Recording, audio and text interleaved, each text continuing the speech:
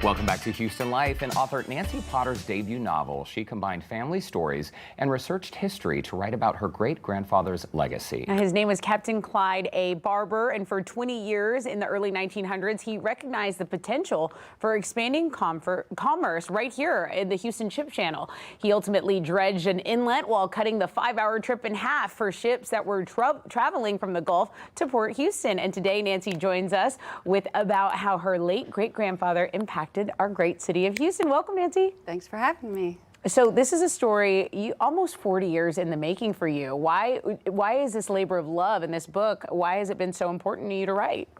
I grew up with this great-grandfather that was a larger-than-life person, and he'd done so much and achieved so much. And I heard stories of him my entire life from my grandmother. And so I was a writer all my life. And knowing these stories, I knew that eventually I would write the book. It just was a matter of time. And actually in 1985, I interviewed my grandparents. My grandmother's his daughter. And that's kind of when the process started in 1985. And it took me years to transcribe the interviews and then years of research. And then I had a handicapped child that I had to keep alive. And then he took 24 hours of every day for a long time. So it was a labor of love that took a long time in the making. Well, that's incredible, and your story, I think a lot of people can relate to having a special needs child and how much time that takes, or if you're a caregiver for anyone. Right. So it's incredible that you published the book, it's out, it's done. Rewind though back to the 80s, when you sat your grandparents down and decided to interview them. First of all, beautiful idea, but you really wanted to preserve not only your own family history, but you knew this was a story that needed to be told. Yes, I say that it was a grand tale that deserved being retold, and I was the one who was going to do that. And so I sat down with them and started a dialogue that went on for hours. And from that, we're seeing some wonderful black and white pictures here.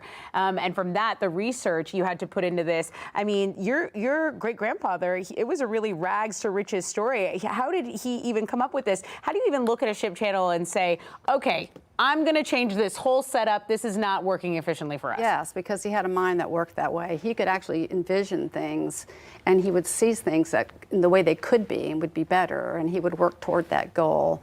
I guess today, if you were being really mod, you'd call him a manifester. Okay. And so that was his ability to see things other people couldn't see. Right. And he knew that that was way too long of a ride, and that circuitous route up to the Port of Houston, 6 hours. And so I'm going to cut that in half.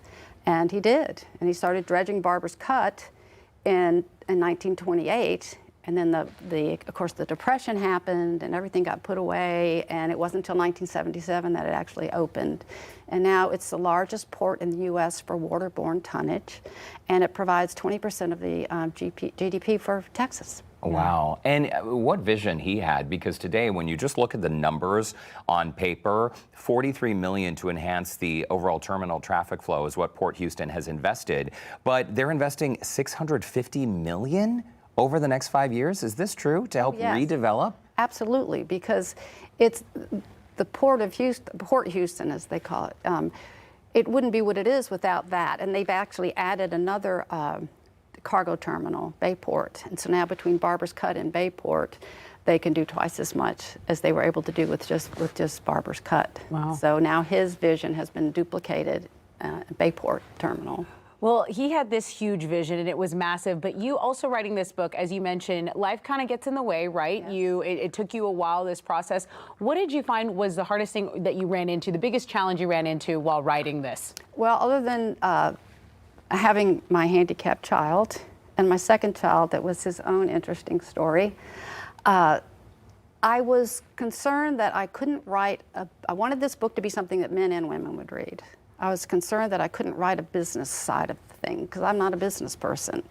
And I was concerned that I was writing as a man because one of my perspectives is his. And I'm not a man, so how do you do that?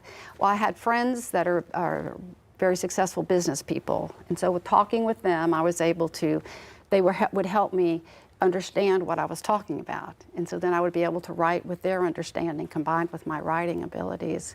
So that was a problem. And the writing as a man thing, it just kind of worked out. It really wasn't the problem I thought it would be. And then the other big challenge was the length. You see, it's not a small book. And everyone told me I had to cut it in half. I even read 2 books about cutting it in half. There weren't 2 complete stories. There weren't 2 complete books in there. So I just decided one day, and I thought I was going to get sick making this decision. No one's going to buy your book. Well, I just left the length. And when the professional editor first read it, he said, oh, no, it couldn't be 2 books. It is one book. So I was like, oh, thank you, God. That worked out well. Yes. I also can't even imagine, as Tessa said, you spent 38 years working on this book. How do you even know when the book is done? I still have so many questions. We're tight on time. Will you write another book now that you've done your first? I've already started it. And what is it? It's a sequel. It's about my grandmother, who's his daughter. Now, he was the American story, rags to riches, American dream in full color in this book.